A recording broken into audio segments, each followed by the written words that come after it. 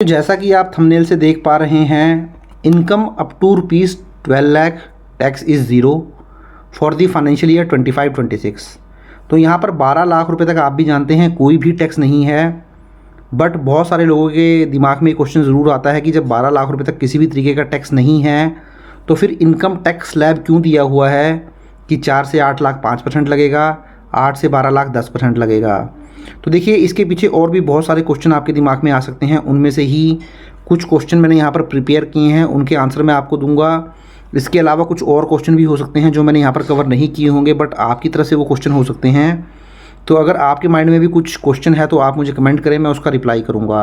तो यहाँ पर वो क्वेश्चन आंसर की फॉर्म में जो कुछ मैंने क्वेश्चन तैयार किए हैं उनका आंसर मैं दूंगा आपको। और आपको मैं ये भी बताऊंगा इसका लॉजिक क्या है कि 12 लाख तक कोई टैक्स नहीं है, उसके बाद जो ये इनकम टैक्स का स्लैब दिया हुआ है इसका क्या लॉजिक है। तो चलिए डिटेल में अपनी वीडियो की तरफ बढ़ते हैं। तो देखिए, सबसे पहले तो आप इनकम टैक्स का स्लैब देख लीजिए। फाइनेंशियल ईयर 25-26 मीन्स मेरा जो करंट फाइनेंशियल ईयर अभी चल रहा है न्यू टैक्स रिजीम में, ये इनकम टैक्स स्लैब जो है आपके ऊपर एप्लीकेबल हो जाएगा। तो देख सकते हैं आप यहाँ 4 लाख रुपए तक जो है कोई टैक्स नहीं है, 0% टैक्स है।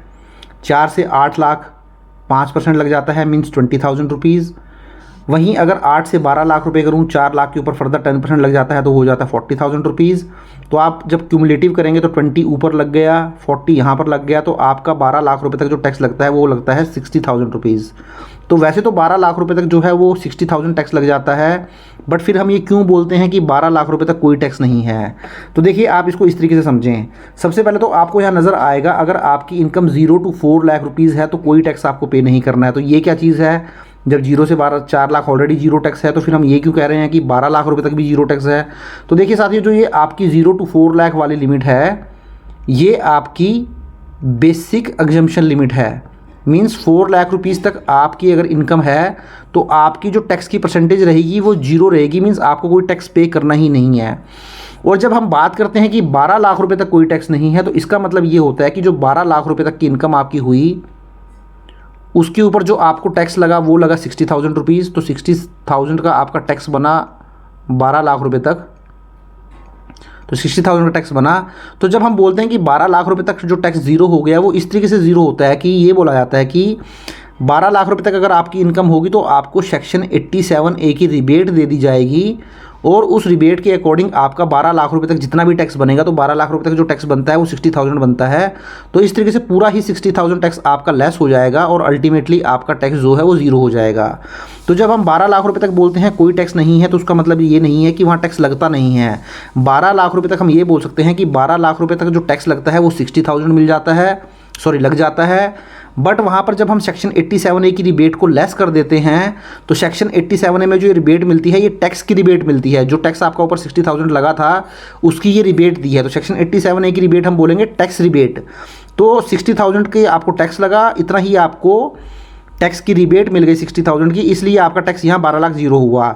और वहाँ जो 4 लाख रुपए तक था, यहाँ कोई आपका टैक्स लगा ही नहीं था, इसलिए हम बोलते हैं कि 4 लाख तक कोई टैक्स नहीं है।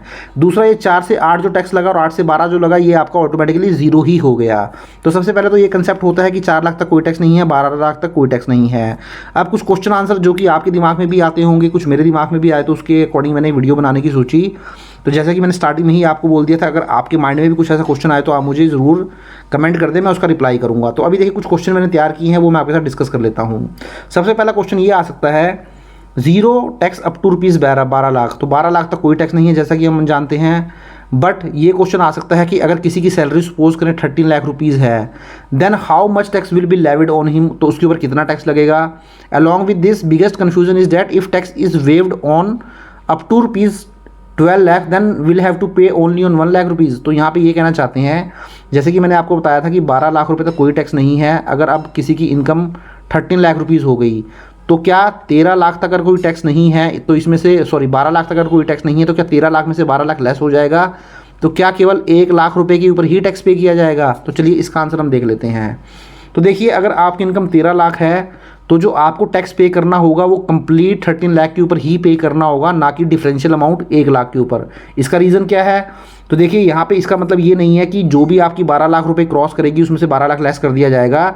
अगर 12 लाख रुपए आपकी इनकम क्रॉस कर गई तो आपको टैक्स पे करना ही है पूरी अमाउंट के ऊपर। हाँ, बट एक चीज़ यहाँ पे मैं आपके साथ जोड़ता चलूँ, अगर सपोज़ आपकी 12 लाख से कुछ ही इनकम ज़्यादा है, सपोज़ अगर आपकी इनकम 12 लाख 5,000 है या 12,01,000 है, तो उस केस में आपको मार्जिनल टैक्स रिलीफ का बेनिफिट दे दिया जाता है। तो उस केस में 12,05,000 के ऊपर जो भी आपका टैक्स बनेगा वो टैक्स ना लेके आपसे जितनी भी इनकम आपकी 12 लाख से ऊपर है, तो जैसे यहाँ 12 लाख से ऊपर केवल 5,000 की इनकम है तो केवल आपसे टैक्स जो है 5,000 ही लिया जाएगा।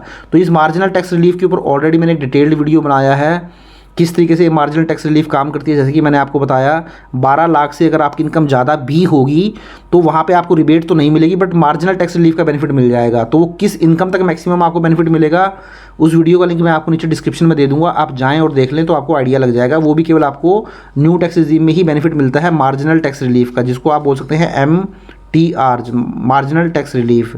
तो आपने ये समझ लिया कि अगर आपकी इनकम 12 लाख क्रॉस कर गई तो आपको पूरी ही इनकम के ऊपर टैक्स पे करना होगा, डिफरेंशियल अमाउंट के ऊपर टैक्स नहीं पे करना है, तो पूरी इनकम के ऊपर टैक्स पे करना पड़ेगा। दूसरा, एंड अकॉर्डिंगली जैसे कि हमने पूछा था कि अगर आपकी इनकम 13 लाख होगी तो देखिए 13 लाख रुपए के ऊपर आपको जो टैक्स पे करना पड़ेगा वो 75,000 रुपीज़ टैक्स पे करना होगा।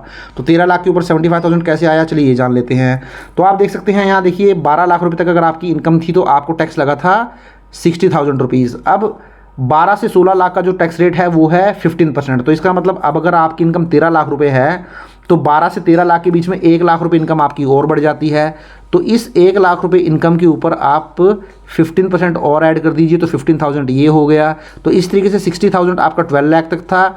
जो एडिशनल 1 लाख रुपया आपका और आया 12 से 16 के बीच में, उसमें रेट था 15% का। तो इस तरीके से यहाँ पे आपका 15,000 टैक्स और ऐड होकर टोटल टैक्स हो गया 75,000 अगर आपकी इनकम जो है वो अप टू ₹13 लाख है। तो इसलिए मैंने यहाँ पे आपको बताया है कि अगर आपकी इनकम 13 लाख रुपीज़ है तो आपको 75,000 का टैक्स पे करना पड़ेगा। तो सबसे पहला क्वेश्चन तो ये, अगर 12 लाख की इनकम क्रॉस कर गई तो जितनी भी इनकम आपकी 12 लाख से क्रॉस कर गई होगी सारी ही इनकम के ऊपर आपको टैक्स पे करना पड़ेगा। जैसे मैंने आप बताया 12 लाख से ऊपर 13 लाख की आपकी इनकम थी तो 13 लाख के ऊपर ही आपको टैक्स पे करना पड़ेगा। आप ऐसा नहीं कर सकते कि 13 लाख में से 12 लाख लेस करवा लें और बचे हुए 1 लाख के ऊपर टैक्स पे कर लें।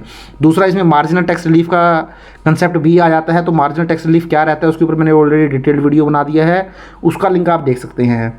फर्दर इसमें एक क्वेश्चन और आ सकता है, अगर मेरी सैलरी 13 लाख रुपए है तो क्या सिर्फ मुझे 15% ही टैक्स पे करना है, 15% टैक्स स्लैब मेरे ऊपर लग जाएगा? तो इसका आंसर क्या है, अगर आपकी इनकम 13 लाख है तो आपको 75,000 रुपीज़ टैक्स पे करना पड़ेगा, ना कि 1,95,000। तो देखो यहाँ पे कुछ लोगों को ये भी कन्फ्यूज़न रहता है जब हम अपने टैक्स स्लैब पे आते हैं। देखिए यहाँ पे कुछ लोगों को ये भी कन्फ्यूज़न रहता है, अगर मेरी इनकम है 13 लाख रुपीज़ तो मेरी इनकम फॉल कर रही है 12 लाख से 16 लाख वाले टैक्स स्लैब के बीच में, तो यहाँ पर टैक्स रेट कितना दिया हुआ है 15%। तो कुछ लोगों को अभी भी ये कन्फ्यूज़न बना रहता है कि मेरी इनकम अगर 12 लाख से 16 लाख के बीच में है तो मेरी इनकम जैसे 13 लाख रुपीज़ है तो मेरे ऊपर ये वाला रेट एप्लीकेबल हो जाएगा 15% का। तो इसके ऊपर अगर मैं 15% करूँगा 13 लाख के ऊपर तो मेरा जो टैक्स है वो 1,95,000 बन जाएगा। तो इस तरीके से कैलकुलेशन नहीं की जाती है। कैलकुलेशन का तरीका यही रहता है, 4 से 8 5% तो 20,000, 8 से 12 10% तो 40,000, तो क्युमुलेटिव टैक्स हो गया 60,000 रुपये। 12 से 16 15% तो यहाँ पर भी 4 लाख पे 15 लगा 60,000, तो क्युमुलेटिव टैक्स हो गया 1,20,000।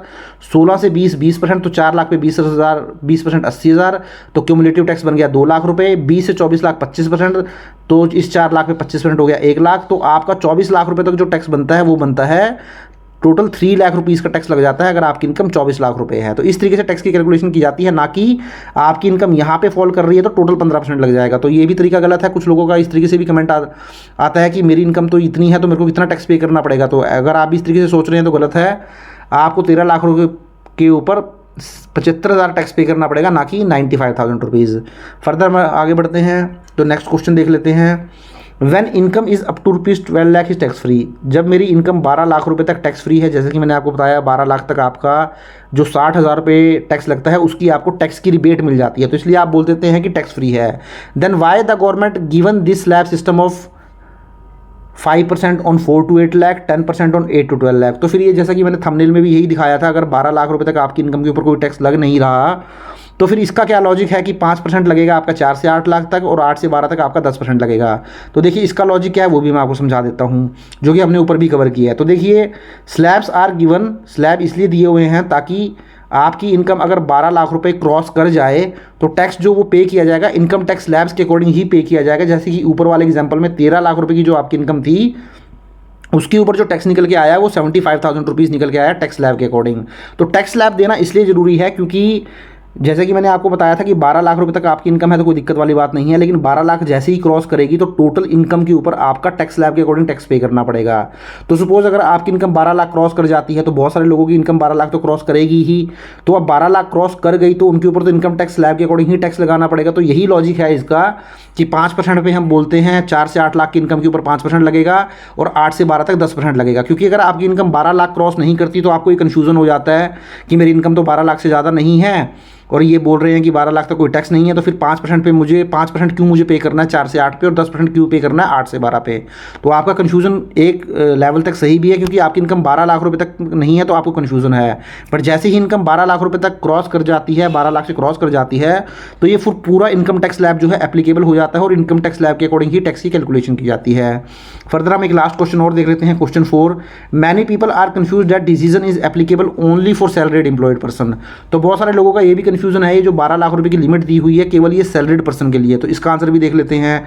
तो देखिए सबसे पहले तो इसका आंसर नो है, ऐसा नहीं है। ये जो डिसीजन है एप्लीकेबल होता है ऑल इनकम, सभी इनकम के ऊपर ये डिसीजन एप्लीकेबल है। जिस भी इनकम के ऊपर टैक्स स्लैब एप्लीकेबल होता है except special rate income, special rate income को छोड़कर। तो यहाँ पे समझते हैं। तो देखिए सबसे पहले तो वो इनकम समझ लीजिए जिसके ऊपर इनकम टैक्स का स्लैब लग जाता है। तो जो अभी हमने इनकम टैक्स का स्लैब देखा है 0 to 4 0%, 4 to 8 5%, 8 to 12 10%, 12 to 16 15%, 16 to 20 20% और फिर 20 to 24 25%। तो वो वाला स्लैब जो है अगर आप एक सैलरीड और पेंशनर है तो आपके ऊपर भी एप्लीकेबल हो जाता है। बट सैलरीड और पेंशन के लिए अच्छी बात ये है कि इनकी जो इनकम होती है वो 12 लाख रुपए तक टैक्स फ्री नहीं होती है, 12,75,000 तक टैक्स फ्री होती है, क्योंकि इनको स्टैंडर्ड डिडक्शन का बेनिफिट मिल जाता है। तो इसलिए हमेशा बोला जाता है कि अगर आप सैलरीड और पेंशनर हैं तो आपकी जो इनकम रहेगी वो 12,75,000 तक टैक्स फ्री रहेगी।